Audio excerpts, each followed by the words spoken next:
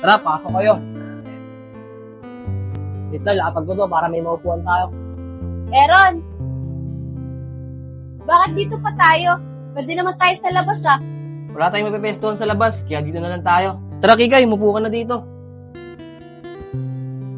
Benz, kuhanin mo na pala yung alak. Sige.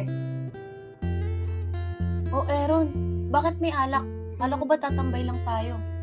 Ano ka ba naman, Kikay? Bakit tumambay na walang iniinom? Para no? Sige, Benz, tagayin mo na. Sige, ako mo na.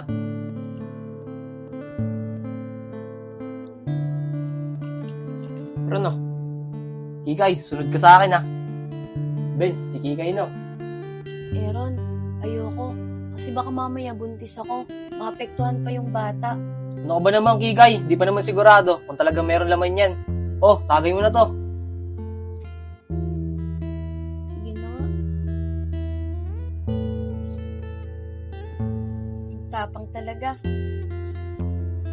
Aaron, sumama ako kasi gusto kitang makasama. Uminom ako kahit alam mong hindi ako umiinom. Aaron, sana lahat ng sinabi mo kanina, totoo yun kasi naniniwala ako. Oo naman, Kikay. Basta magtiwala ka lang ulit sa akin. Aaron, lasing na si Kikay. Ano na yung plano natin? Sige, Ben. Sisiguraduhin ko na natulog na talaga siya.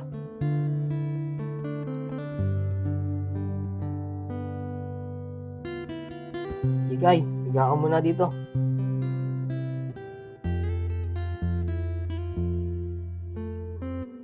Kikay. Kikay. Mga pre, tulog na talaga to.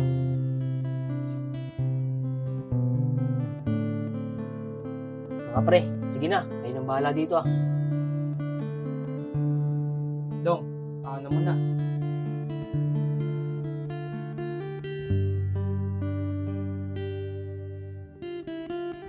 Benz, bilisan mo, kakusapin natin si Aaron. Teka lang dong, bakit ba parang kabadong-kabado ka? Di mo ba alam yung nangyari kay Kikay? Bakit? Ano ba nangyari kay Kikay? Di mo ba alam? Dinala siya sa ospital kagabi. Niisip ko lang, baka dun yung sa ginawa natin kahapon. Paano doon na siya sa ospital? Lasing lang naman siya kagabi. Mas maganda, kausapin natin si Aaron. Baka alam niya kung ba't dinala si Kikay sa ospital. Sige, tara! Ron? Ron? Dong, nandiyan yung tsinelas niya. Baka andyan din si Aaron. Kaya nga eh. Ron? Oh, mga tol. Ang aga nyo dito ah. Ron, di mo ba alam yung balita? Si Kikay, kagabi, dinala sa ospital. Oh, di ba? Dalawa kayo ni Arvin sa iniwan ko doon kahapon. Nakasama si Kikay. Kaya nga eh, tatanungan namin sa'yo kung bakit na ospital si Kikay. Oh, ba't sa akin nyo itatanong? Eh, kayo yung kasama ni Kikay kahapon. Dong, ano kaya nangyari doon kay Kikay? Kinakabahan ako. Baka tayong pagbintahan. Kasi tayo lang naman yung huli nung kasama eh. Kaya nga eh. Sige Ron, dito na muna kami ni Arbenz. Makikibalita muna kami kung ano nangyari kay Kikay. Sige, di mo na ako lalabas. Masama kasi yung panahon ngayon eh. Sige, dito na kami.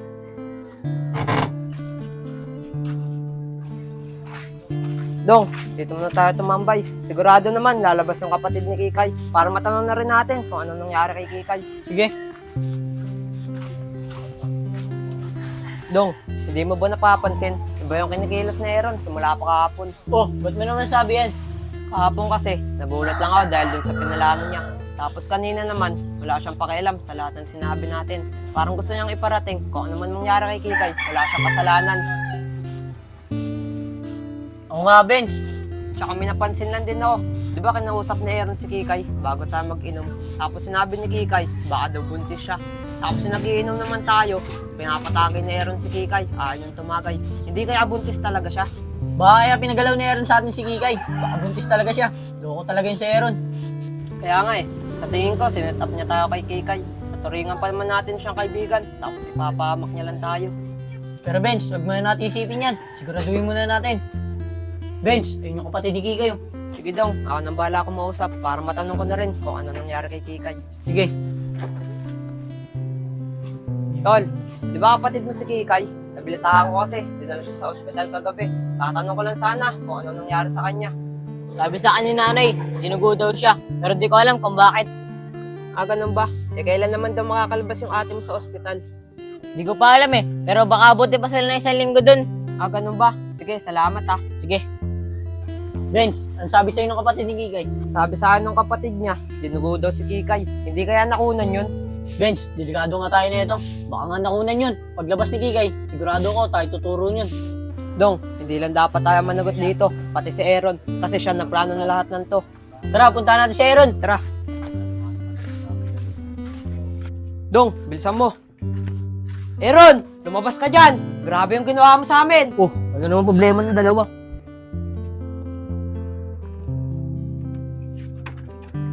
Oh, Arbenz, Badong, ano naman problema nyo? Grabe ka ron. Nakausap ko yung kapatid ni Kikay. Kaya pala siya dinala sa ospital kasi dinugo. Hindi ko na kasalanan yun. Kasalanan niyo ng dalawa yun. Dahil kayong dalawa yung naiwan doon. Nakasama si Kikay. Grabe ka ron. May alam ka na pala na buntis na si Kikay. Tapos pinalaan mo pa. Nagkaroon namin siya. Oo nga ron, pag nakalabas na si Kikay, tapos pinahuli kami, dadamay ka namin. Mga tol, di ko talaga alam na buntis si Kikay. Tsaka ba't nyo ko idadamay dyan? Eh kayong dalawa yung gumawanan. Kahit sabihin mong ginawa namin yun, sino ba nagplano yun? Di ba ikaw? Grabe ka, Aaron. Tinuring ka namin matalik na kaibigan. Tapos set up mo lang kami para makataas ka sa kasalanang ginawa mo. Mga tol, wala akong alam sa mga sinasabi nyo. Tsaka hindi ko kayo sinetap. Pati di ba, gusto nyo rin yun. Ron, huwag ka nang mangmaangan pa dahil alam mo sa sarili mo na alam mo lahat ng sinasabi namin. Kaya simula ngayon, magkanya-kanya na lang muna tayo. Tara na, Dong!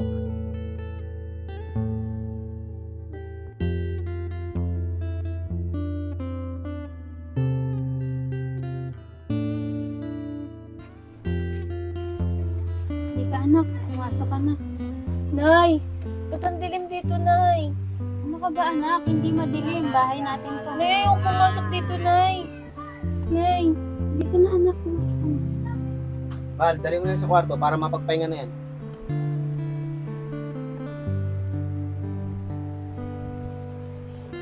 Tay, ano po ba nangyari kay ate? Yung ate mo, buntis pala yan. Nakunan siya. Pong, kilala mo ba yung boyfriend ng ate mo? Gusto kong makausap yung hayop na yan. Tay, hindi ko po talaga alala eh. Tay, ano po ba nangyari kay ate Kikay? Parang nag-iba po yung ugali niya. Simula kasi nung nalaman niya nalaglagan siya, nagkaroon na siya ng trauma. Hindi ko nga alam eh. Parang simula nun, nawawala na siya sa sarili. Kaya pala tay, pagpasok natin dito kaganina, parang di niya alam na bahay natin to. Kaya nga eh. Kaya gusto ko talaga makausap yung boyfriend niya. Para pag nalaman ko na siya may gawa nun, papakulong ko talaga siya. Anak, kamusta ka na? Nay, kanino pong bahay to? Anak, bahay natin to. Hindi mo ba natatandaan? Ito nga oh, ito yung paborito mo sa pin. Kaya bago ka umuwi, pinalitan ka na. Nay, bahay ba talaga natin to?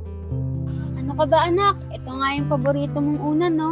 Ito yung madalas mong niyayakap pag wala si nanay sa tabi mo. Nay, di po akin yan. Nay, uwi na tayo. Ayoko dito, Nay. Nakakatakot. Ang dilim. Ano ka ba anak? Liwa-liwanag oh, nakabukas yung ilaw. Nay, parang awa mo na po. Uwi na tayo, Nay. Ayoko na po dito.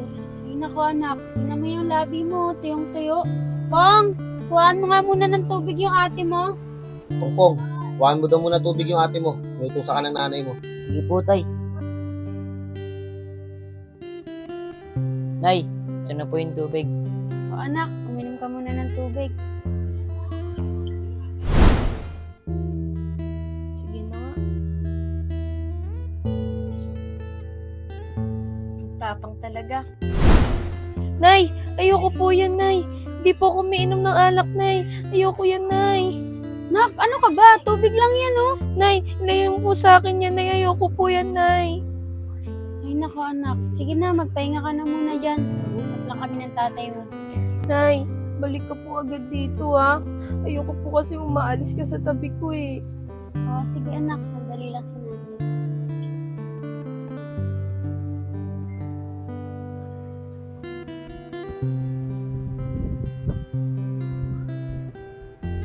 Pong, ikaw na muna magbantay sa kapatid mo. Pag-uusap lang kami ng tatay mo. Sige po nay. Mahal, nag-aalala na talaga ako kay Kikay. Iba-iba niya yung sinasabi niya. Parang nawawala na siya sa katinuan. Kanina, pinapainom ko siya ng tubig. Sabi niya, ayaw niya kasi alak daw yun. Kaya nga mahal eh.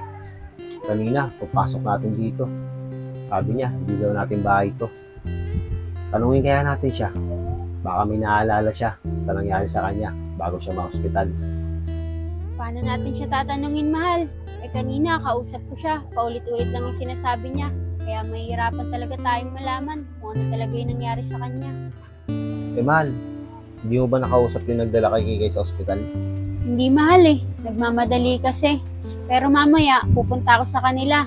Tatanungin ko siya kung ano nangyari kay Kikay bago may sugod sa ospital. Tsaka magpapasalamat na rin ako sa kanya. Ganun ba, mahal? Sige, mahal, sasamahan na lang kita. Siguro, pagtulog na lang ni Kikay. Nandiyan naman si Pongpong magbabantay. Sige, mahal. Magsasayang na muna ako. Sige na.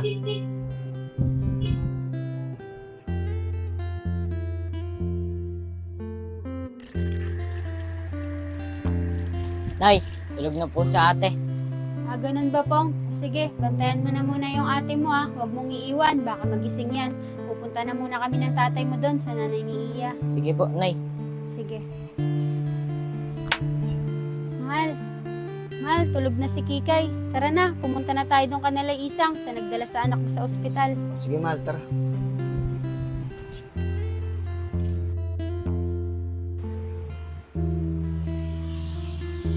Tulog po sa ate Kikay. Siguro, mamaya pa naman ito magigising. Palabas muna ako.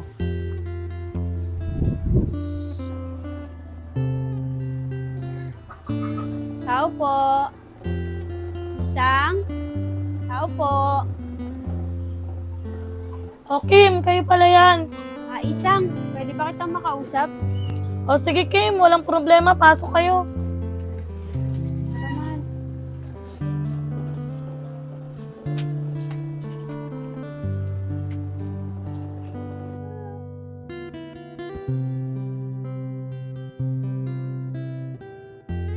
O Kim, kamusta na nga pala si Kikay?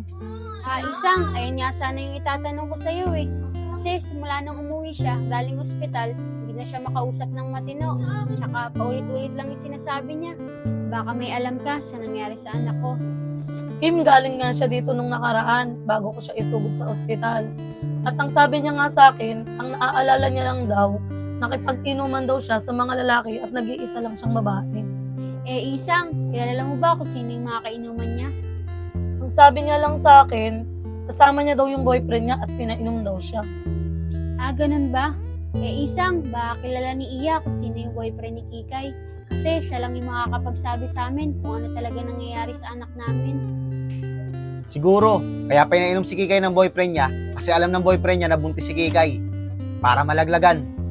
Kim, Sedi, nung nakaraan nga kinausap ako ni Kikay at nagtatanong siya sa akin tungkol sa pagdadalang tao kasi parang nararamdaman niya yata na buntis siya. Isa nga din yan sa pinunta ko dito, Isang. Kasi ang sabi ng doktor, buntis nga raw yung anak namin at nalaglagan. Kaya maraming dugo ang lumalabas sa kanya. Kaya nga, gusto ko talaga mahanap kung sino yung boyfriend niya. Ang maganda niyan, Kim, kausapin niyo si Kikay para maipaturo niyo sa kanya kung sino talaga yung boyfriend niya. Paano namin makakausap, Isang? Hindi nga namin makausap na maayos yung anak namin. Parang nawawala na siya sa katinuan. Kaya sobrang nag-aalala na talaga kaming mag-asawa. Ganun ba, Kim? Mukhang grabe talaga yung naging trauma ni Kikay sa nangyari sa kanya. Hayaan mo, huwag kang mag-alala. Tatanungin ko na lang si Iya kung kilala niya ba talaga yung boyfriend ni Kikay. Sige, Isang. Maraming salamat talaga. Gusto na talaga namin makilala yung lalaki na yan. Para pag napatunayan namin na siya talaga yung gumawa nun sa anak namin, papakulong talaga namin siya. Isang, dito na kami. Si Pongpong at Kikay na kasi naiwan sa bahay. O sige, mag-ingat kayong dalawa. Sige, Isang. Maraming salamat talaga.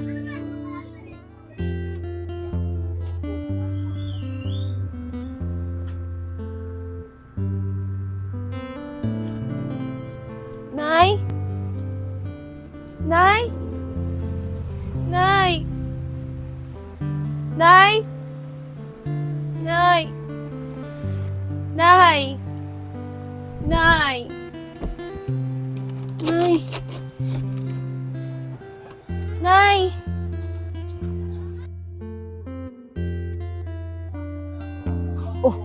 Nakabukas yung pinto. Sinara ko to baka nandito na sila nanay. Nay? Nay? Wala si ate Kikay. Yari ako nito kay nanay.